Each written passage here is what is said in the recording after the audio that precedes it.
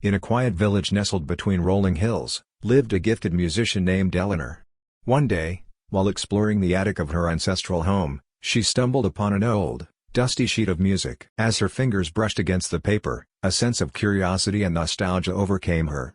The music was handwritten, and its notes seemed to tell a story of longing and heartache. Driven by her intuition, Eleanor set out to bring the forgotten notes to life.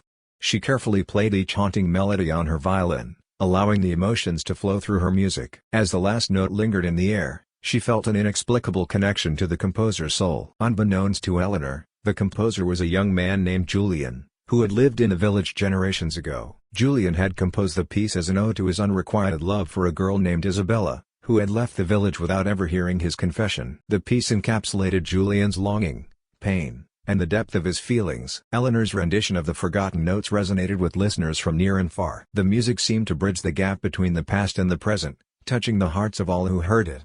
The melody carried the weight of Julian's unspoken love, his yearning echoing through time. As Eleanor's music spread, it reached Isabella, who was now an old woman living in a distant town. Upon hearing the melody, tears welled up in her eyes, and memories of her youth flooded back. She realized that Julian's love had transcended time and distance, reaching her in a way she had never anticipated. Isabella journeyed back to the village, where Eleanor was performing the piece at a local gathering. When their eyes met, an unspoken understanding passed between them.